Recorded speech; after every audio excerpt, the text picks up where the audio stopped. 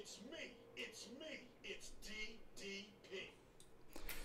Hello again. Hello. Oh, thank you. Thank you. Thank you. You guys are too kind. No, really. Really, I insist. It's all right. Let's just get on with this Mavs talk, all right? So, thank you to everyone joining me now.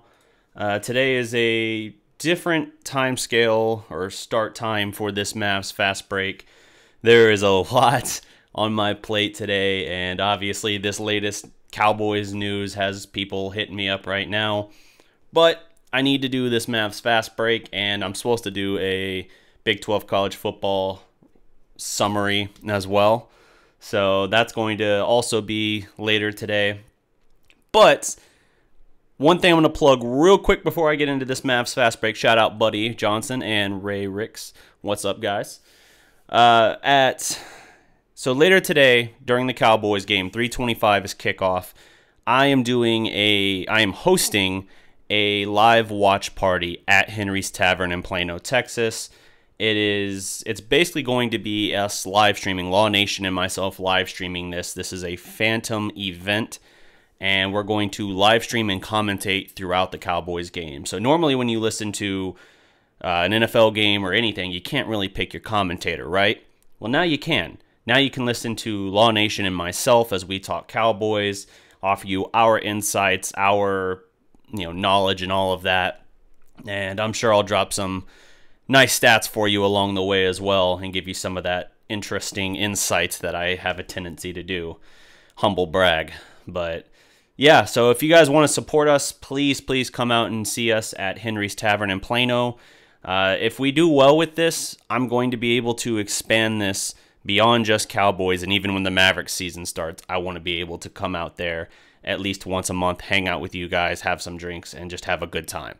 So we'll see. This is kind of a test run, but it's got a lot of potential for what we're trying to do. So if you want to find some way to support us, this is the best way to do that right now. Now, on to Mavericks talk here. Now, this is going to be Buddy Johnson. I hope it's not true about Randy Gregory.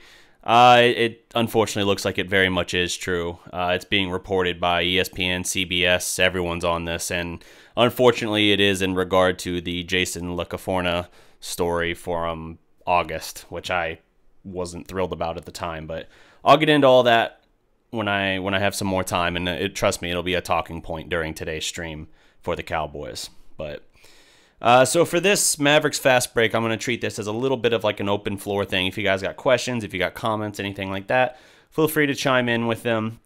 But I just want to talk a little bit about the recent Hall of Fame induction that we had just, what was it, yesterday or the day before? I think it was the day before, where you have two former Maverick point guards go in, Jason Kidd and Steve Nash. Now, the parallels between those two are insane, not just that they both played for Dallas and they both played for Phoenix, but the way in which it all kind of set up and then worked out is crazy. You had, so Jason Kidd drafted to the Mavericks, I think 94, 95, I forget the exact year, but he spends 2 seasons in Dallas, and then I think at the starting point of his 3rd season, he's traded from Dallas, which is insane in its own right. And there's been all kinds of deep dives into that failed Big Three for the Dallas Mavericks in the 90s with Jim Jackson, Jason Kidd, and Jamal Mashburn. And for good reason, but I'll probably end up doing a history thing of that at some point, some kind of retrospective deep dive. But you had Kidd, who was co-rookie of the year with Grant Hill, who was also in this class, traded from the Mavericks, whose front office was just in shambles at that point, to the Phoenix Suns. As part of that deal, you get back Michael Finley, and for a couple years then in Phoenix, Jason Kidd's backup, Steve Nash. Interesting in its own right. Then you get the deal in 98, the 98 draft. It's like the same week, I want to say, that you get Dirk and Nash. So you draft Dirk, or rather you trade for Dirk at the draft from Milwaukee. And then you acquire Steve Nash.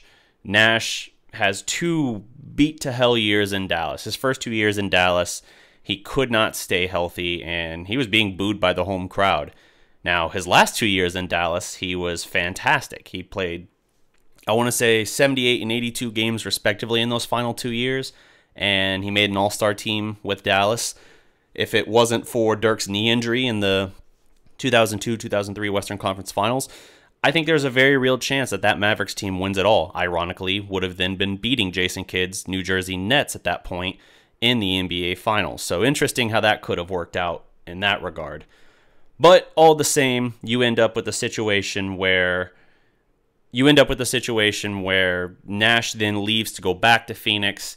Dallas thought they were going to be able to keep him. They were interested in keeping him, but they were afraid of paying him big money because he was a guy who, the reason Phoenix sold him cheap in the first place was because he had a lot of injuries. He couldn't stay healthy. And then first 2 years in Dallas, couldn't stay healthy. So you're talking about a guy who already at that point is about to be 30, closing in on 30 rapidly. And in a 6-year career, 4 of them had been extremely beaten down, injured seasons. He was a guy who had back issues. The Mavericks already well knew about it, and they were afraid to pay him. Now you look at the money, and it's like, dude, you wouldn't pay Nash that? I think Dallas offered Steve something in the neighborhood of 6 for 25 or 6. I know it was a 6-year deal because that was back when you could do NBA deals that long. Around that time, you could do 7-year deals if you really wanted, I think. But it was something to the effect of like 6 for 30 or something like that. It was about $5.5 million a year. So more than 30 at that point. But Phoenix rolls in and they're like, yo, here's 6 for 65. And so Nash is like, well, here's another thing too. Part of the tension between Dallas and Steve late in his tenure with the Mavericks is not just that they had questions regarding his health, not just that they weren't offering as much money as Phoenix. It was also the fact that Dallas had been tempted and looked into acquiring Jason Kidd from the New Jersey Nets around that time. And this is like 04 at this point. They wanted to acquire Jason Kidd. And for Nash, that's like a slap in the face. So between that and between Phoenix's offer and Nash being 30, never having been really paid, he made the best for him decision. And Cuban has since called it his single biggest regret from a roster perspective. And that's why it was number 1 on my list of Mark Cuban's 5 biggest roster building regrets. If you recall, shameless plug of my own content. But yeah, that's the interesting thing about that. So you have Nash leave in part because Dallas was still kind of lusting after Jason Kidd. Now, granted, that's still Jason Kidd, superstar Jason Kidd. Nash goes back to Phoenix, immediately wins 2 MVPs. Could he have done that in Dallas? I honestly don't think so. I think he could have still been very good and gotten better in those 2 next seasons with Dallas. But Phoenix was a perfect amalgamation for him. That's not the right word. It was a perfect scenario, let's just say, for him, because it allowed him to come in. He was at his best a pick and roll masterwork. And when you give him an athletic freak like Amari Stoudemire, it's not even funny how destructively dominant that can be. And that's what it ultimately boiled down to, was Amari Stoudemire, who at that point I think was 22 years old, just went insane the second he had Steve Nash with him. Nash suddenly got to blow up in a way that people had not seen him do before. And because Amari's game wasn't built a little bit more on the outside like Dirk's, it was able to kind of complement each other in a very productive way. And so that allowed Nash to do that. If he had stayed in Dallas, him and Dirk could have both gotten better. I would argue that for them to reach their personal peaks and to be 3 MVPs between them, they needed to separate. As much as that sucks, as much as I hated seeing Nash leave, I think that was just the reality of the situation. So that's what we got. Nash goes to Phoenix, wins 2 MVPs. Dallas, they took off with Dirk after that. Nash that first year in Phoenix ousts Dallas in 2005 in the second round, famously hitting that pull-up 3 in transition as like a dagger on Jason Terry. And by the way, Terry was only acquired to replace Nash, so that's another one of those things when you think about a what if they had kept Nash, they don't have Jason Terry, and that makes you wonder about the whole trajectory, 2006 all the way to 2011. But ultimately, Dallas does get to the finals 06. Still a great team in 07, but they don't quite get over the hump. And by that I mean they draw another phenomenally... The one matchup I would argue in the league they could not deal with in 07 is what they draw in 2008. Become the first 1 seed to lose to an 8 seed in a 7-game series. Thankfully, the San Antonio Spurs, as great as they are, eventually joined us in that regard. But I digress. We know the rest. Nash never goes to an NBA Finals. He gets to several Western Conference Finals, but he never gets over that hump. He eventually has a very forgetful cup of coffee in Los Angeles after his tenure with the Suns. That was obviously the team he will be most known for. That's where the very bulk of his career was. But in 2008, just a few years after Nash leaves, you get Jason Kidd back, no longer the superstar, but still a very productive floor general and a guy who can lead you, which he proved. And I'll admit, when they first got Kidd, I was psyched. And then I was very concerned when it quickly became apparent for the first couple years with Kidd that, that is not the missing piece. And, you had the whole thing where you traded Devin Harris away and then he immediately made an all-star team. And it was just like, oh my God, did we just do this again? We sent a guy, we let a guy walk or sent a guy away and then he becomes a star and we kept the lesser part of the deal. Now, Harris never replicated that success. And you had... 08, they got bounced by Chris Paul and Tyson Chandler, a very young, very good New Orleans Hornets team. I almost said Charlotte Hornets just because I've already flipped back to that default now that we have the Charlotte Hornets and now you have the Pelicans. But the New Orleans Hornets bested the Mavericks then. The next year, they beat the Spurs in the first round, but then get thrashed by the Chauncey Billups and Carmelo Anthony Nuggets. Then it was the next year they lose again in the first round, and at that point I'm like, this Kidd thing is not, he's good, but this is not what's going to put us over the top.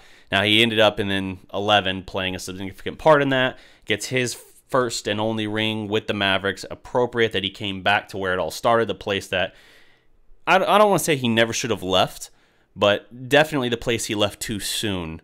It was very, very good storybook in that regard that he got to come back and do that. Unfortunately, that was never an option or a possibility for Steve Nash. Of the two, my personal favorite was Nash, but I don't doubt that Kidd, if you had swapped in the 2011 team, Kidd for Nash, who do I think would have put the Mavericks? Do I think the Mavericks still win with Nash? I don't think so, because Kidd pulled way too much of an important defensive assignment in that series, and throughout the entire playoffs was phenomenal. It wasn't about points for him. It was about if you get a look at a 3-point shot, just knock down a decent number of them, and beyond that, you have to execute. You have to run the offense. You have to know when to control the tempo of the game, both of which Nash could do, but he had to also then play lockdown defense on. At times, he was pulling Dwayne Wade. I mean, that's no joke. It's not like he was matching up with Mario Chalmers and he had an advantageous matchup. He had to draw tough assignments. First round, or the round prior, I should say, with the Thunder, he had to guard Russell Westbrook. Now, they might have matched up differently at times where Marion took guys, but Marion would have been on Durant. So Kidd would have had to have drawn that assignment, and that's something Nash, frankly, could not do. Nash was never a defender. He was a fantastic scorer and playmaker. Great vision, great control on the offensive side. On the defensive side, drawing a charge was about the best he could do. So, anyway, I think it worked out the only way it could have, frankly. But it's interesting, nevertheless, that these two guys tied with so much history together ultimately go into the Hall of Fame together as well. And Kidd, his best years were spent, I want to say, in New Jersey, frankly, for the Nets. But obviously his career starts here. It doesn't end here because he had a cup of coffee in New York. I keep using that phrase, but it feels appropriate in both cases.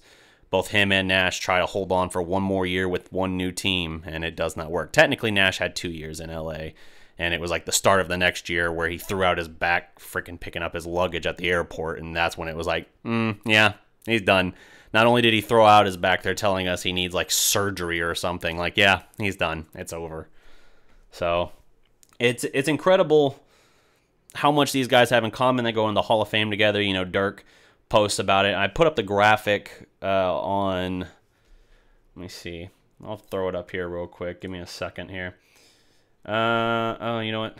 I'd have to go to the page and find it first. It's not that big of a deal, but Dirk makes kind of the joke where he's congratulating both of them. You know, of course, he was heading up to the ceremony for both of them, and he kind of makes the joke like, hey, you know, I was fortunate enough to play with 2 Hall of Famers, 2 all-time greats. Unfortunately, neither of them was in their prime when they played with me or whatever. And, you know, then Kid in his Hall of Fame speech gives a little jab back at Dirk saying like, oh, come on, Dirk, I carried your butt. You know, something kind of like that. Just a harmless jab back. And I liked that, but it's one of those intriguing things where you do wonder how things could have worked out differently, whether it's Nash staying in 04, how does that change things? Or if it's Dallas actually acquiring Kid when they tried to around the 04 season, if they had made a Nash for Kid swap and Nash goes to New Jersey, how does that change things for Dallas when Kid is still in superstar form? Because at the time, Kid was the better point guard. Nash was good, but Kid was definitely the better point guard. Now, by the next year, you weren't saying that because Nash went to the perfect situation for him to really break out and get to that next level. But it's intriguing all the same. So, you know, Nash, he has his speech where he's talking about, you know, just working hard and kind of believing in yourself, doing things, doing a lot of things basically to find your path and all that. So I liked his speech. I need to listen to the full thing of it. I've only seen kind of the cliff notes of his, admittedly. But I don't know. It's intriguing to me that you have 2 all-time great point guards with so much similarity in their career with regard to the teams they played for. And, you know, like I said, Nash went from being Kid's backup to being nearly traded for him. They swapped from the same teams. It's intriguing how that all worked out. And I like that Dirk got to play with both of them. You know, people who want to say that, because that's the thing about Dirk people always point to when we as Maverick fans say Dirk never really had a superstar with him. People want to be like, what are you talking about? He had all-time great point guards. He had Nash and he had Kid.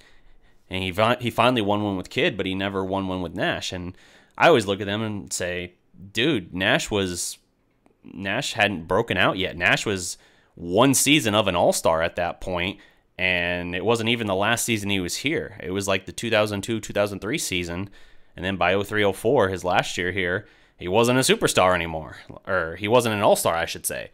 It was when he went to that perfect situation that he broke out and suddenly became a back-to-back MVP. And then in Kid's case, yeah, Dirk never played with him until Kid was already well past his prime, and he just still had enough know-how, basically. He was a very sharp, grizzled vet at that point, and he could still play good defense and play within himself because a lot of his game wasn't based on athleticism, nor was Nash's, but Nash did more, you know, drive penetrating himself, a lot more scoring around the rim. Kid just kind of was an orchestrator, whereas Nash could orchestrate, but Nash himself was his own weapon at times. He would get right into the teeth of the defense. I think it was a much more physically demanding role he played than Kid's style. So that's why I think Kid was able to go as long as he was. I think Nash's last great chance I can recall at getting to the finals when he fell short.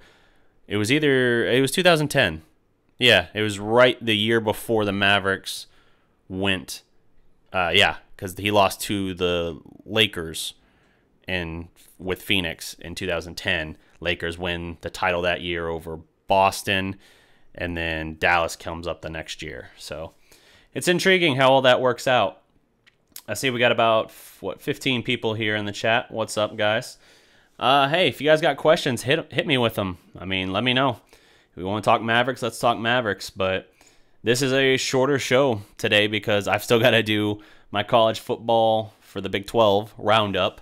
And then I've got the live watch party tonight this afternoon, 3:30 at Henry's Tavern. So I'm here. I'm all ears. If you guys got questions, hit me with them. And, if we wrap up early, we wrap up early. I've been going about 21 minutes so far.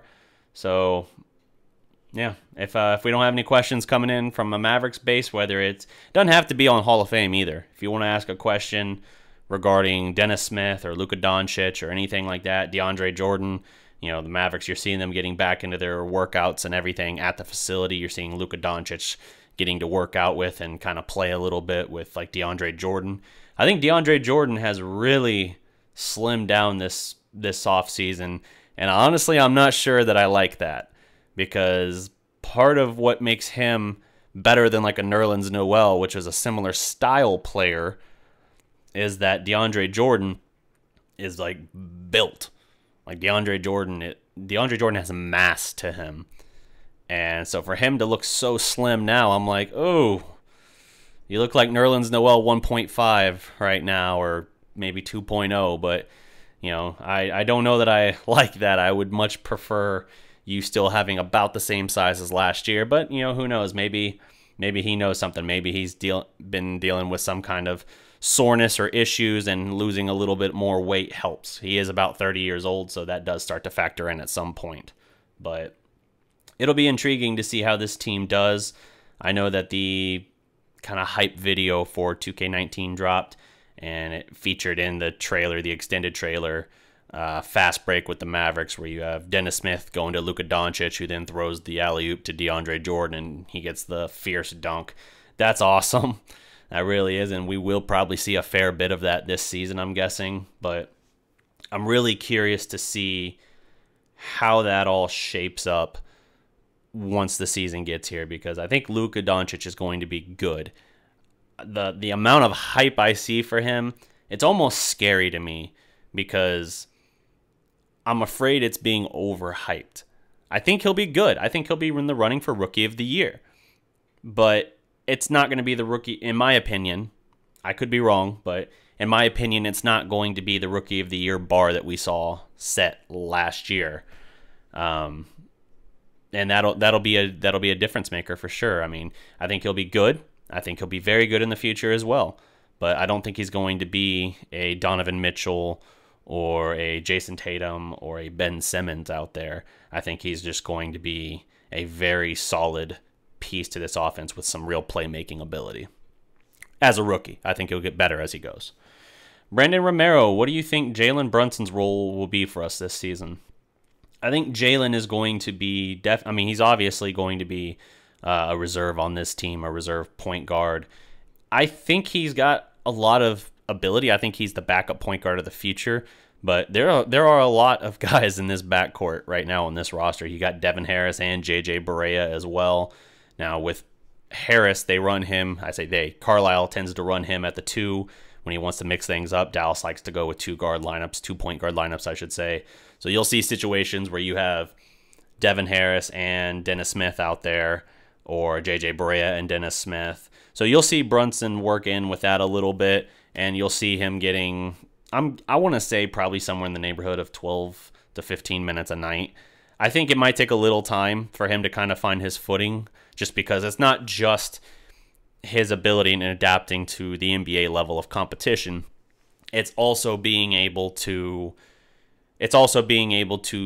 beat out and take minutes from those veterans who Rick loves. Rick loves JJ Barea, and he loves Devin Harris. So you're going to have to work and kind of cut into their minutes a little bit. Now, again, because they like to run 2-guard lineups, there'll be more opportunity there than usual.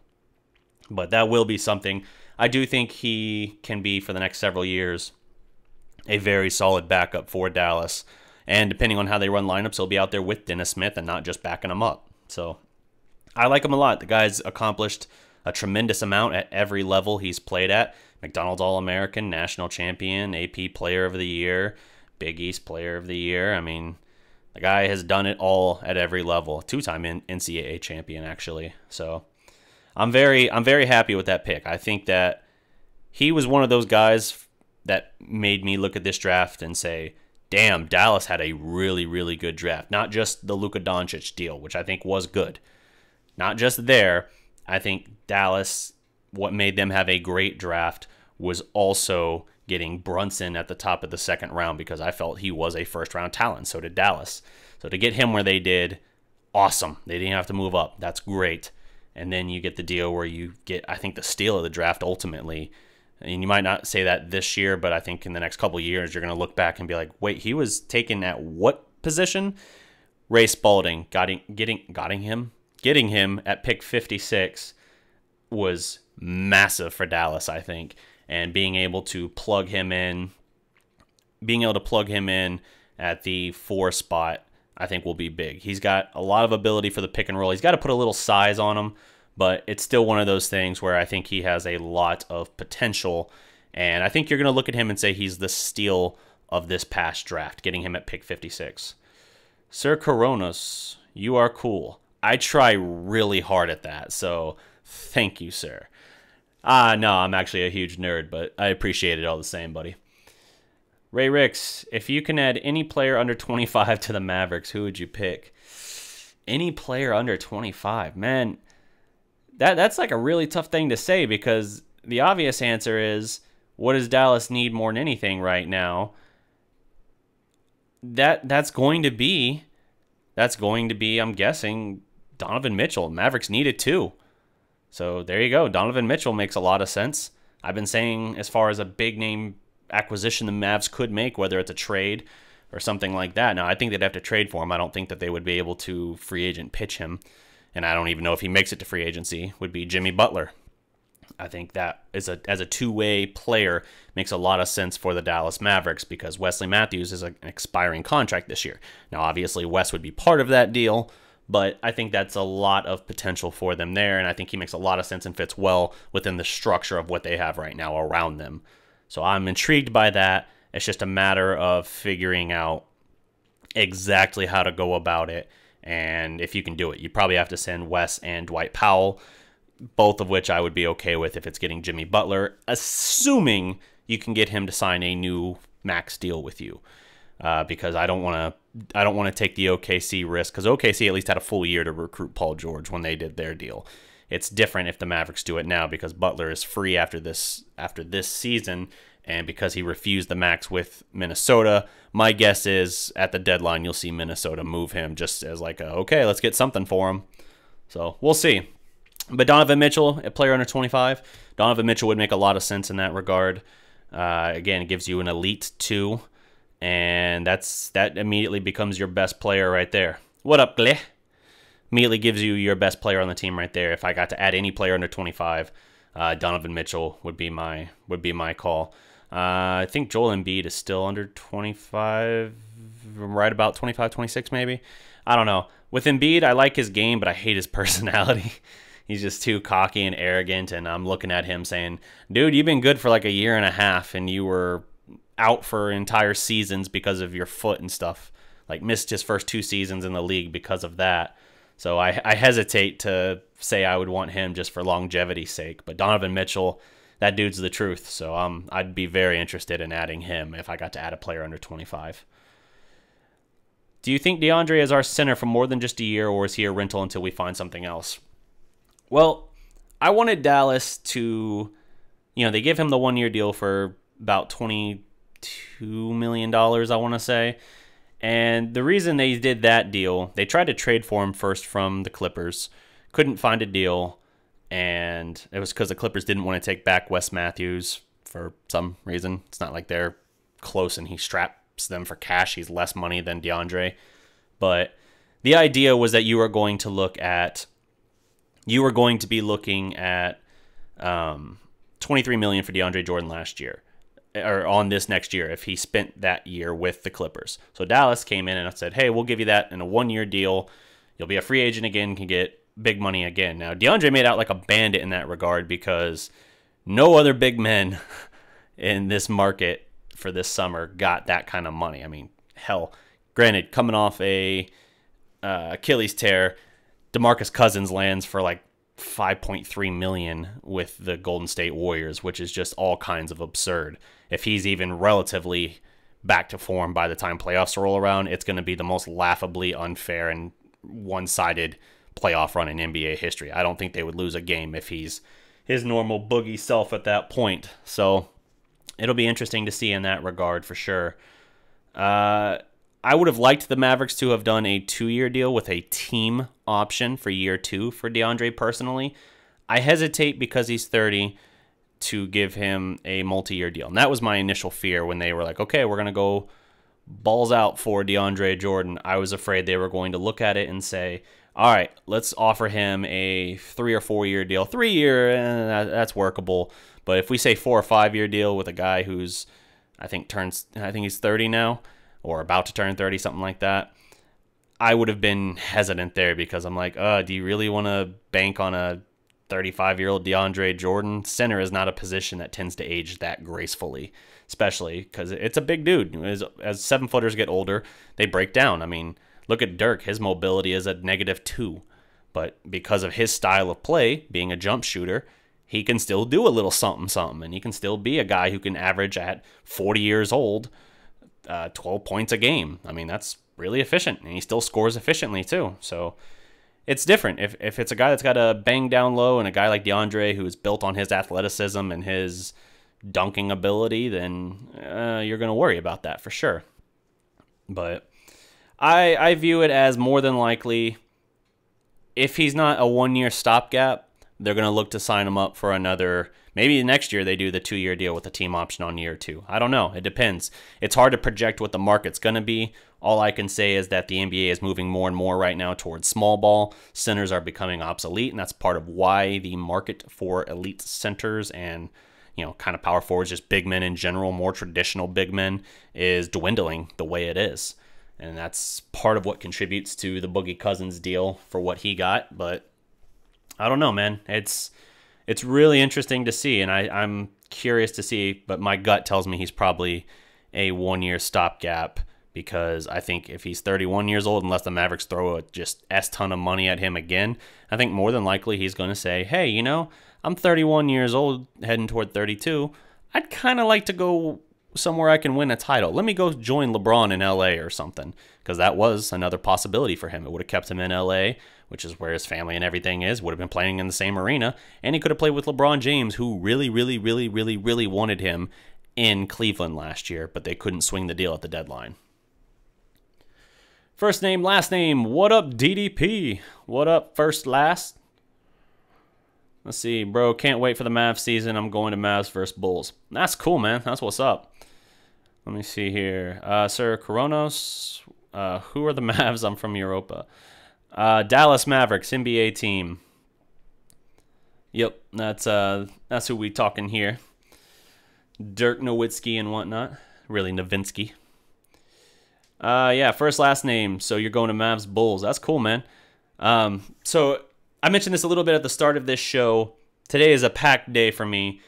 After this show, which is probably going to wrap up here very shortly, it's a shorter show today because my schedule today is packed to the brim. I've got this Mavs Fastbreak, which is wrapping up. Then after this, I'm going to have to do my Big 12 football summary from that. I did the first episode of that last Sunday. It's going to be another fairly short one in that regard.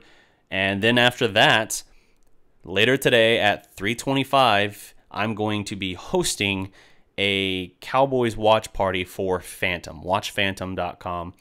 I'm going to be out there with Law Nation, and we're going to be basically commentating on the entire Cowboys game. So it's going to be a live stream. We're going to be hanging out there. You guys can come out, have some food and drinks with us and all of that. And we're going to be broadcasting the entire time. So in a normal situation, you can't pick your commentators. You're stuck with whoever is on the main station. Now, with this regard, you like Law Nation, you like me, DDP. That unintentionally rhymed a little bit. You can tune in. You can watch us and get our thoughts, our analysis, our insight and everything into what we're seeing, into what's happening. And there is a lot of Cowboys news to talk today with the latest Randy Gregory news. Go figure in that regard. But yeah, there's a lot to offer there, man. We're going to be busy doing this, and that's going to be like 4 hours of my day between getting there, setting up, hosting the entire game, and then, the tear down. I am lugging like 50 pounds of equipment with me. That's a slight exaggeration, probably. But, taking a ton of equipment with me, all my own stuff, setting up.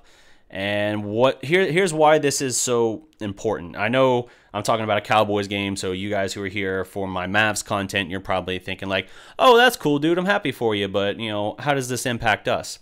Here's the thing. So with Henry's Tavern, which is a great place in Plano, Texas, we're set up right now to do a 4-game deal with them for the first 4 Cowboy games this season. If our numbers and our turnout are strong there, they're going to keep us on. I see the stream thing is getting a little sketch. Let's see if it straightens out. Okay, it's straightening out. They're going to keep us on for the whole season at that point. And if our numbers are good, if we draw well for them, my plan then, and it's already been discussed a little bit with them, is we're then going to, during the Mavericks season, make it a once-a-month thing where we come out, we have our own watch party, and I do the same thing for the Mavericks. That is what I'm striving toward. That is what I want to do. And I think this is a great way to kind of help us build a little bit more kind of the community around this channel, allow us to interact a little bit more directly and everything like that. You guys can come hang out with me, and we'll have a good time. But that's one of those things, too, that I think will help us kind of go to the next level as far as what we can do for this channel, as far as exposure, audience, and as far as, ultimately us getting sponsors. When I started the Dallas Prospect, I said that I wanted to make this the biggest and best independent sports network I could in DFW. And I've been doing this about a year now. I grinded from 0 subs to where I'm at now, and I stay grinding at this every day. And I look at this now, and I can see the path to where I want us to go, and I'm excited as hell, and it's just a matter of executing and doing it right. And I'll be honest, I need you guys for that. I need you guys for that if we're going to do it. So if you're able today, tomorrow, or not tomorrow, today, next week, whatever, during one of these Cowboy games, come in, hang out for a bit. Even if you're not a huge Cowboys fan, if we get good turnout and everything, we're going to be able to do this then during the Mavericks season. That's what I want. I want to also be able to do these live remotes for the Mavericks season as well. And we'll see, man. I'm going to keep grinding. You guys want the content. I'm going to keep doing everything in my power every day to bring that to you. So, let's see. First name, last name. Do you think we pursue Miles Turner next season? I would very much like to acquire Miles Turner. Yes. 100% interested, me personally. And I think I've had this conversation with my usual co-host, Annie and Duca, as well. I know he's very intrigued as well. So I'd be curious to see what the numbers have to turn out to be for that. I don't know that he's a max guy by any means, but I need to take a closer look. All I can say is, from what I have seen of him, being that he's in the Eastern Conference, I've been very intrigued by what I've seen. So that's what we'll see. I mean, that's what we'll take a look at. But if I'm Dallas, I absolutely want Miles Turner on this roster. And him working out with Dennis Smith Jr., like we've seen at times in this offseason, that's only going to help, man. We know the NBA is a player-driven league, and it's more so than the NFL, man. It's player-driven. It's recruiting, right? You're always recruiting. If you're working out with the dude, if you're balling out with him and he's watching you dunk on fools and pick up games and all that, he's going to look at it and think like, be kind of nice to have this on my team all the time. Now, obviously, Miles Turner has Victor Oladipo, who broke out in a big way last year, but it's still not the same, I think, as what Dennis Smith can bring to the table. And the Dallas situation, I think, moving forward could be even better than Indiana, although I do like a lot what Indiana's doing. I just think that even though Indiana's in an easier conference, I think Dallas has multiple pieces in place to be superstars, and Miles Turner has, a lot of potential as well. I think that works in Dallas's favor to a greater degree than Indiana has. I think Indiana has a little bit of one potential star in Victor Oladipo, surrounded by a bunch of very good to good pieces, whereas Dallas, I think, has potentially multiple superstars. So we'll see. Let's see here. Can't catch him. What's up, man? Sorry I'm late, guys. Work gets in the way. Yeah, no, I understand how that goes. That's what I was talking about, man. My Sundays are going to be very busy for a while here, but I'm going to keep grinding and keep working and bring what I can to you guys, bring the best content that I can. So I'm going to be working. I mean, I've been up since 6 today, like prepping stuff for today's watch party, and I'm probably not going to be back home until 8 or 8:30 tonight, just getting everything ready and all that. So I keep grinding, man. This is the work, but I love it. I am never more like energized than when I'm working and doing stuff for the Dallas Prospect. It's not even close. I mean, I literally like the echo of every thought of my day is what can I do new for the site? What's something I can talk about? What's something I can put together? Or who can I collaborate with? Who can I do this for? And that's the idea. So if you guys like this, like I said, best thing you can do is come out to some one or more of these games the next few weeks at Henry's Tavern. Support us. Just tell them you're there for Fantom. If you can say Dallas Prospect as well, but it's technically Fantom's event, and I think that's the easiest way for them to know you're there for us. You'll get a free appetizer. Hey. Just for saying that you're there for us. But that's the best way for them to track what we're doing and how well we're doing in that regard. So you can do that, or if you want to support us in other ways, there's always the Super Chat button down there, right below that. There's also PayPal. I have that link in the description as well, the PayPal me link. It says Kirby Creative. That's just my own personal DBA because Dallas Prospect is like the main part of my business that I'm setting up, and I have other stuff as well that I do, but it's all part of Kirby Creative because my name, hey, Darreck Kirby. I'm a creative person, I like to say. So there's that as well, and then of course there's Patreon. I don't see him in here, but Brett Bender recently became a patron for us. I sent him out a free shirt. Actually, it's going out tomorrow morning, but sending him out a free shirt as well for signing on at the $10 level. If you sign up on Patreon, you'll get discounts towards Dallas Prospect merch. Obviously, if you're at the $10 level, you get a free shirt for Dallas Prospect shirt, I should clarify. Not just a blank white t-shirt. That defeats the purpose. You'll get discounts towards that. You'll get access to early access to content and some behind-the-scenes access as well. That's all stuff that I'm rolling out here now. That's going to be dropping onto the Patreon account soon as I'm doing more and more for this Mavericks 06 retrospective that I'm working on. And I'll be honest, this thing's a beast, but it'll get easier as I do it, as I get a better understanding of how to go about it and how to produce these and be better, because I'm really trying to do a lot with this, and it's a lot of stuff that I've never done with regard to filming and kind of putting a story and everything behind this beyond just the season summary. I'm trying to basically entertain. It's really exciting though, and I'm looking forward to it. So those are all ways you can support us. Let's see here. Are you doing a show for the Cowboys later today at 3:30 or so? Yeah, Kent. The watch party at Henry's Tavern, I'm going to be live broadcasting the entire game. I am going to be commentating the entire game, and I'm going to be live on the Dallas Prospect YouTube channel, on the Fantom YouTube channel. That's Fantom, Fantom. I'll also be live on the Dallas Prospect Facebook, Silver and Blue Nation, Law Nation, Fantom, and about 5 or 6 other Cowboy groups, pages, whatever, at the same time. So we're going to have a huge audience for this, I think, and this is a really exciting thing. I mean, this total between YouTube and Facebook, we could be looking at like 10,000 plus views for this, which is obviously the biggest audience I'll have ever had for something. So no pressure, right? So I'm excited about it. I'm a little nervous as well, but I got that going on today. So if you guys want, drop in, drop a like, share the link. If you can't be there, just spread the word, man. The more we can do, the better. I'll be off by 3, so I'm going to catch you here on YouTube for sure. Appreciate that, Kent. So that's going to do it for my time for this particular thing, guys, for Mavs Fastbreak. I've been going a little over 45 minutes. I will be back probably within the next 15 minutes to do my college football, specifically week 2 of the Big 12. That one's going to be short as well. That one might only be like 20 minutes this week. Because then after that, I got to eat, and then I got to get all my stuff ready and probably head to Henry's. I'm probably going to head up there a couple hours early just between setting up and testing, and I want to be absolutely certain we don't run into technical difficulties where I somehow leave my mic muted or something during the start of a stream. So we'll see, but stay tuned, guys.